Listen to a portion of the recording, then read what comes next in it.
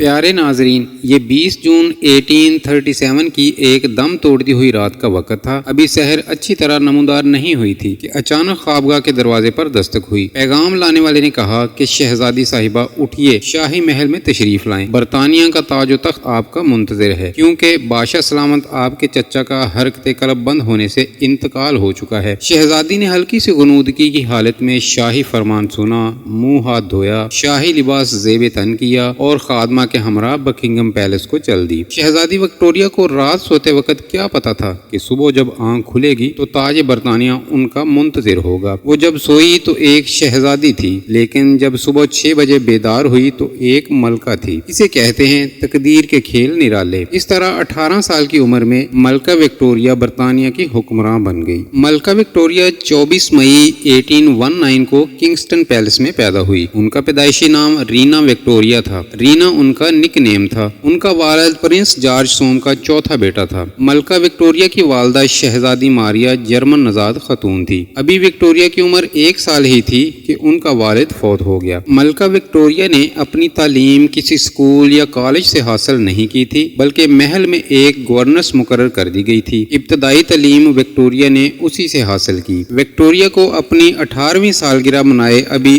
1 ماہ ہی ہوا تھا کہ جون 1837 میں وہ تاج و تخت برطانیہ کی وارث ٹھہری۔ تاج پوشی کی رسم 1 سال بعد جون 1838 میں ہوئی۔ 1836 میں وکٹوریہ کی 17ویں سالگرہ کے موقع پر وکٹوریہ کی البرٹ سے ملاقات ہوئی۔ یہ ان کی پہلی ملاقات تھی۔ وکٹوریہ البرٹ کو دیکھتے ہی اس پر فریفتہ ہو گئی۔ ملکہ وکٹوریہ نے البرٹ کو شادی کا پیغام دیا۔ البرٹ نے ملکہ وکٹوریہ کا پیغام خوشی خوشی قبول کر لیا۔ شہزادہ البرٹ ملکہ وکٹوریہ کا فرسٹ کزن تھا۔ 10 فروری 1840 کو ملکہ وکٹوریہ اور پرنس البرٹ شادی کے بندھن میں بندھ گئے۔ اس وقت ملکہ وکٹوریہ کی عمر 21 سال تھی۔ ان کی شادی کا کیک 300 پاؤنڈ وزنی تھا۔ ملکہ وکٹوریہ اور پرنس البرٹ کے ہاں 9 بچے پیدا ہوئے۔ پرنس البرٹ 14 دسمبر 1861 کو نمونیا سے فوت ہوا۔ اس وقت ملکہ کی عمر 42 سال تھی، یعنی صرف 21 برس وہ دونوں رشتہ ازدواج میں منسلک رہے۔ جوانی میں ملکہ وکٹوریہ کا بیوہ ہو جانا کسی بھاری صدمے سے کم نہ تھا۔ اپنے خاوند کی وفات کے بعد ملکہ نے شاہی تمتراکی لباس کو خیر بد کہہ کر سیاہ لباس پہننا شروع کر دیا۔ رعایا سے ایک طرح کٹ کے رہ گئیں، البتہ امور حکومت اپنے وقت پر انجام دیتی۔ ملکہ وکٹوریہ نے